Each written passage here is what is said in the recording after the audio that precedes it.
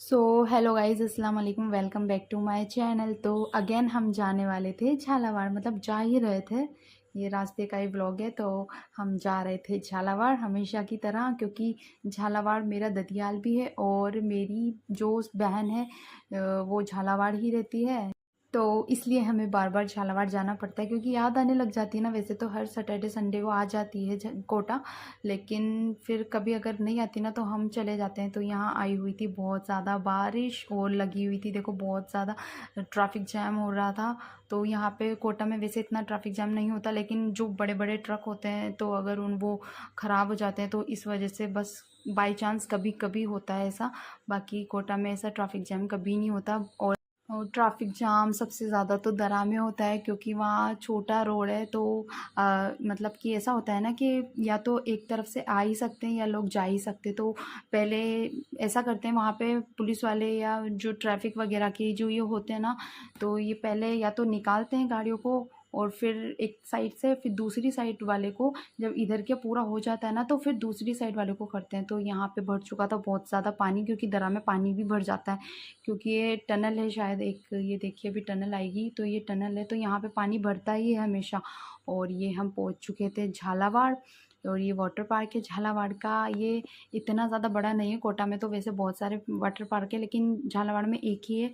तो ये ज़्यादा बड़ा नहीं है। और ये है मिनी सचिवालय झालावाड़ का। और ये मेरा पैर हो चुके थे बहुत ही ज़्यादा, दुख रहे थे, सुन्न हो चुके थे। तो मैंने पैर अपना स्लीपर निकाल दिया था और मैं आराम से बैठ गई थी। और ये हम पहुंच चुके थे जुनेरा के घर। तो ये इस गली में मेरी बहन का घर है, वो हमें नीचे लेने आ गई थी। उसके बाद हम गए थे उसको लेकर के हम चले गए थे एकलेरा, क्योंकि छुट्टी लगी हुई थी। तो हम चले गए थे एकलेरा, और एकलेरा में भी थी बहुत ज़्यादा बारिश। तो हम वेट कर रहे थे हमारे भाई का। वैसे आने वाले टीपू भाई थे, लेकिन वो उनकी ड्यूटी से आए नहीं थे। तो हम आतिफ़ के साथ गए थे। तो आतिफ़ हमारा फ्रेंड है और ये आगे दोनों आतिफ़ बैठे हैं। तो ये दोनों हमारे भाई भी हैं। तो ये एक तो मेरा भांजा है और एक मेरा भाई है। तो फिर ये हमारा आतिफ़ गिर चुका था। तो और ये सब हम लोग जब पहुंच गए थे तो हम सब बातें कर रहे थे। तो हम सब ने की बातें, उसके बाद खाया खाना, और फिर उसके बाद हम देखने लग गए थे शाहरुख भाई की वीडियो वेडिंग की। तो ये हमने देखी, माशाल्लाह बहुत ही प्यारी बनी थी। तो पूरी तो हमने इसी दिन देखी थी, बाकी तो थोड़ी बहुत क्लिप्स देख ली थी। फिर उसके बाद हमने देखा पोइन कोरिया, क्योंकि ये हमारा फेवरेट ब्लॉगर है।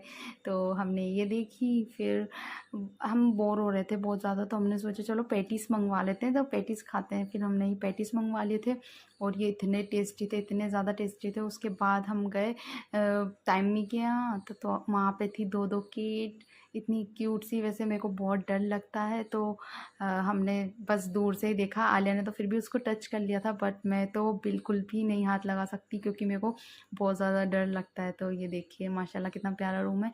और ये पता नहीं मिरर में खुद को देख के क्या, मतलब उसको लग रहा था शायद मेरे साथ दूसरी भी है, तो वो डर रही थी। ये देखिए। और फिर वो समझ गई होगी तो वो खेलने लग गई थी। उसके बाद हमारी आलिया देखो उसको टच कर रही है।